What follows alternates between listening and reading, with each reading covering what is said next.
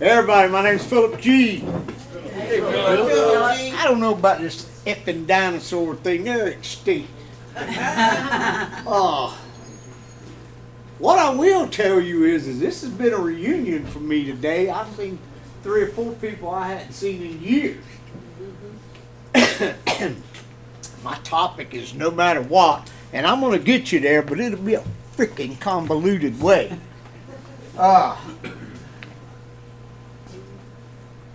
October 1995, I had been back in Concord for about 3 months, divorced, living with my mama, hanging out at the beer joint, which they didn't have when I went to Florida. When I came back, I was like, hell yeah. Had custody of my kid, 11 years old at the time, a girl. And I got news for you. You can't go around punching little girls when they act the fool. And mine acted the fool. And she's one of us, but I would never tell her that. And tell you the truth, I was dating a girl 20 years old. I was 39. And in case you ain't noticed, my shit was pretty unmanageable. Everywhere I turned, it was unmanageable. But I kept right up. Oh, I had a hell of a good job too, and got fired because they said, "Oh, boy, you're too radical." Okay, so I got another job, but that put my mind to thinking, what the hell's wrong with me?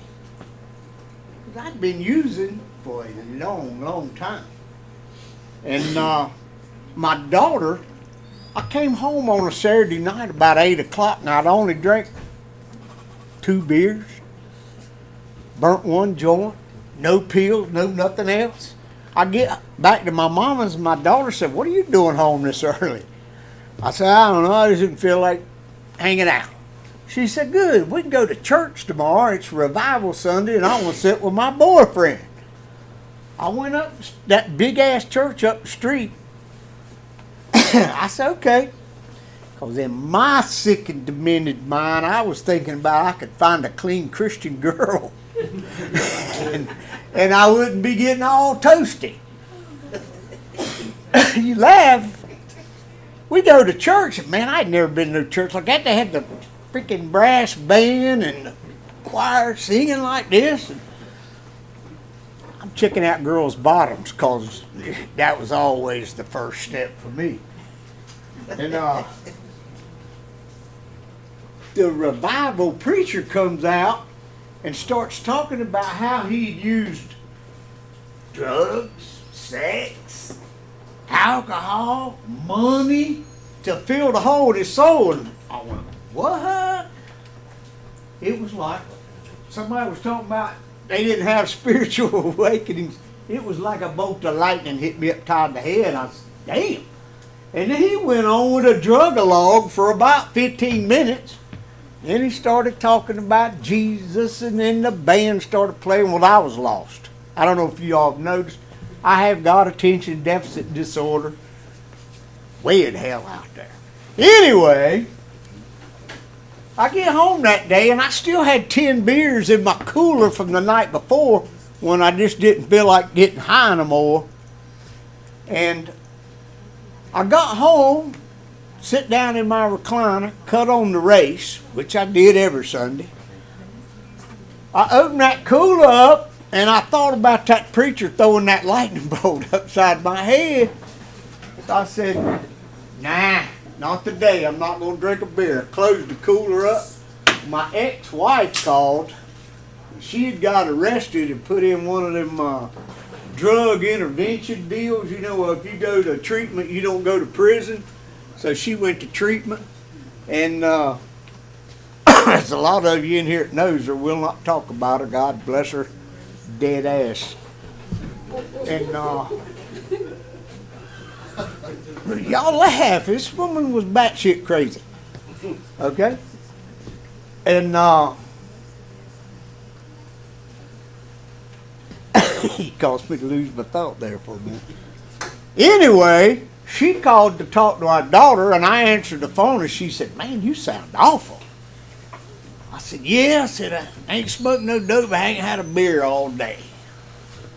She said, you need to go to AA and find continued sobriety. Okay. Well, I found an AA meeting. I think I called a helpline, and they told me where to go. And I got there, and there was some dude, big old boy, talking about how he had, what do they call it, relapsed, slipped. That's what the verbiage they use in the other fucking fellowship. And I was thinking, what's he talking about? Because he was crying, and man, he was tore down. And there was but about 6 or 7 people in there, and they, I gotta tell you, there was a couple of ladies sitting there holding hands, and I thought, boy, it'd be fun to get in between them.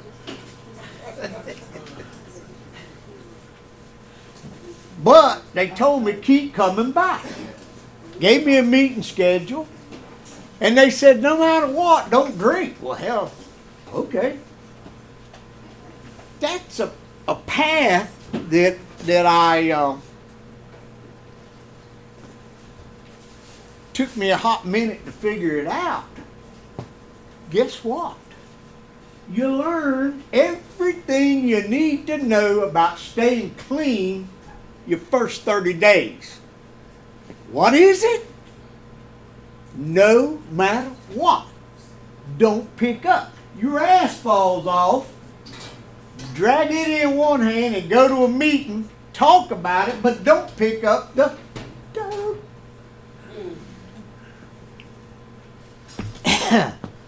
If you're like me, I came from a really, really dark place. You can look, see the tattoos and all that. But it was a place where, how do you say it? Sex, drugs, rock and roll, fast motorcycles, and making money. Yeah, you say all right. It's a dark, dark place. You know, I hear the girls talk about jumping in and out of cars. Well, hell no, I didn't jump in and out of cars. I'd take your damn car, whip your ass, and throw you in the ditch and go sell the parts.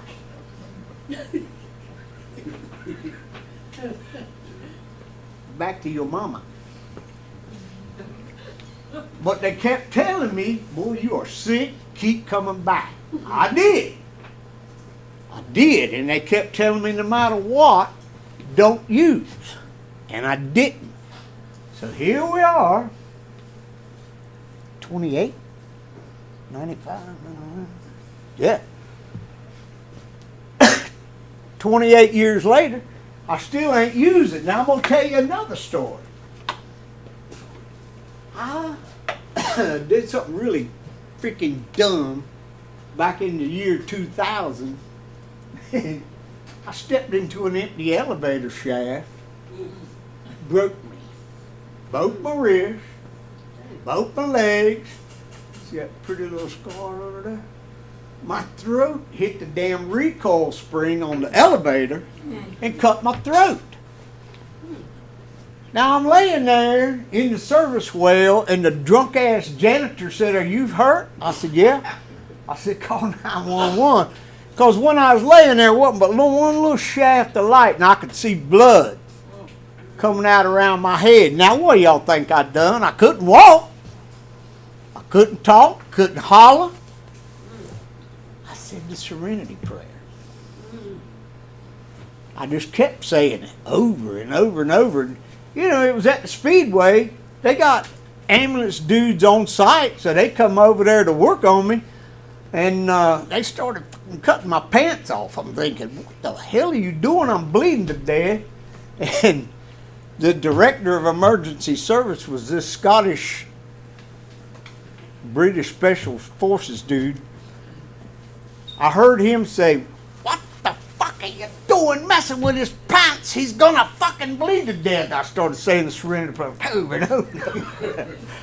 They finally got me on a stretcher and lifted me out of there, flew me, not took me by ambulance, flew me from the Speedway to the big hospital. I landed on the roof, and it was like TV, you know. All these doctors and nurses come flying up, and this girl says, "You got any allergies?" I said, "Yes, ma'am."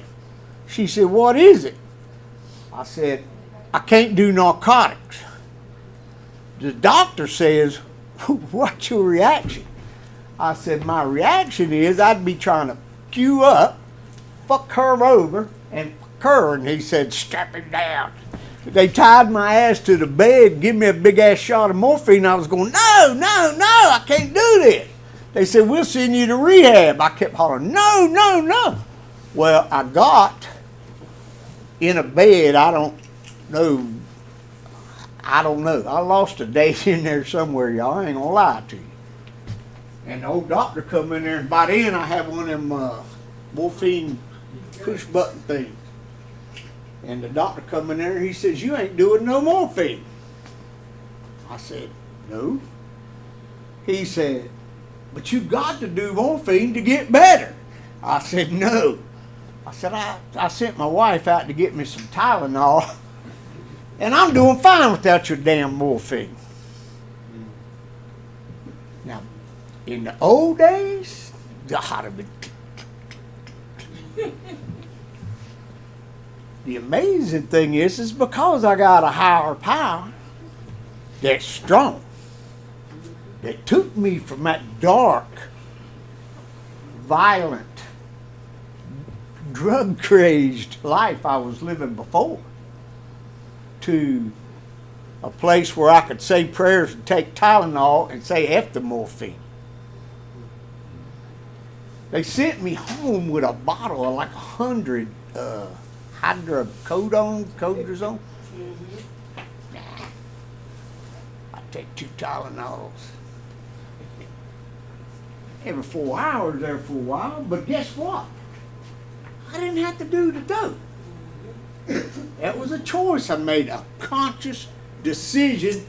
No matter what, I ain't taking this shit. Because in my mind now, not the old Phillip, the new guy, no, we ain't doing that. Now I'm going to tell you the truth, everybody sitting here. I got cancer. It's in my bones, it's in my lymph nodes. It's pretty well all over. And every time I go to the doctor every 3 weeks and get the chemotherapy, every time I go in there, the doctor says, "Do you in pain?" I said, "Yeah." "Well, you need anything for pain?" I said, "No, I got Tylenol." And the bottom line for me, I can't speak to you or anybody out there. The bottom line is for me, I can't do it. I don't like being high. I don't like the idea of me being high. I can't do it. The best way I can tell you, no matter what, is you got to live it. When you get the opportunity to F up, well, I'll tell you the truth. Tonight, I'm going to my wife goes to church. She God-fearing, church-going woman, and what are you laughing about? It's okay. They have these gatherings every once in a while where they get together and eat supper and all that cool. They're Lutheran, so they're drinking beer, wine, and liquor. It's okay. I ain't there to party. I came to eat whatever they eat and fellowship for a little bit. And when I've been there long enough, I give her the infamous signal, "Rally my ass out of here." And we go. And you know, the first 2 or 3 times I'd go, they'd all be telling me, "You want a beer or want some wine?" Nah. And they'd keep on. And finally, I looked at about 3 of them in a group and said, "Y'all don't want to see me drinking. It's bad." You know, hell, they're sipping their cocktails. They gonna go home, sleep, and go to church the next day, and I'm drink a beer, and God only knows what the end result would be. So guess what? Oh, G says, oh, hell no. No matter what. I just sent a video message to a girl in New Jersey, got no matter what tattooed on her neck. And she didn't even have, what, 3-4 years? And I said, what the hell are you getting that tattooed on your neck for? She says, I won't never use with this. And by God, that's a long time ago. And she ain't used. You know, the bottom line is, you got to make that commitment. You got to make that commitment that I made on October 21st, 1995. Now, I'll tell you the truth, I quit using dope at least 5,000 times before that day. I mean, it was every morning I'd get up, oh, I ain't going to use today. I sat there, drink about half a cup of coffee, roll one, and we off and running. I tried not to get high. It didn't work. Until that preacher slapped me upside the head with that lightning bolt, and I was like, there's a whole lot of shit that was in a line there before I said, no, I'm done. But when I said I was done, I made that commitment to never, ever use it again. The old doctor again last Thursday a week ago when I went in for chemo, he said, you sure you don't need something for pain? I said, no, dude, when they burn my asses up, they going to put an infinity chip in my jar. I'm having my ashes put in a jar. And I said, I want an infinity chip. He said, what's that? I said, it means I ain't doing your dope, baby.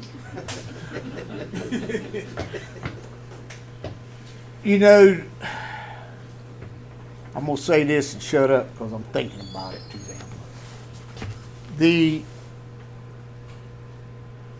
Once you make that commitment not to use, and you learn how to live, and I'm going to tell you, I heard you speak a while back, and it probably took me 10 years to be able to live with myself, grow in the spirit, and become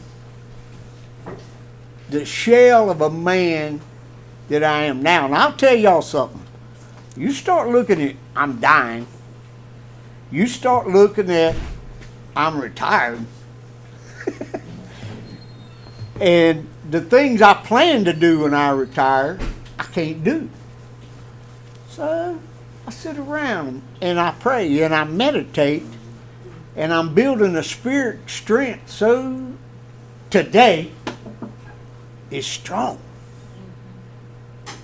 You can't shake it. I can remember asking Nikki about a medication, 10 years ago? She said, shut your sissy ass up and go take the shit. She said, it ain't gonna hurt you. They wouldn't give it to you if it was gonna hurt you. Okay, I did. I got better. This is living a principled life. And all three speakers I've heard here today have talked about living spiritual principles. I try my best. They started out simple. Honesty, open-mindedness, and willingness. And man, what a world I live in today.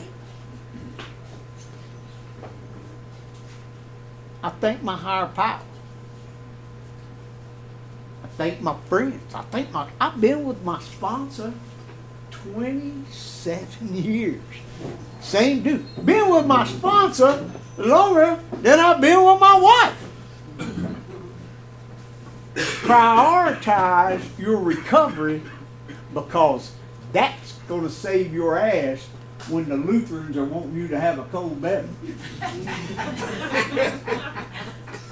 Because everybody sitting in here right now knows if you drink a cold beer or 6 or 12, you're on the slippery slope to whatever brought you down. Win it, because it don't change. By that same standard, no matter what, don't change. It's how you live. Thank you.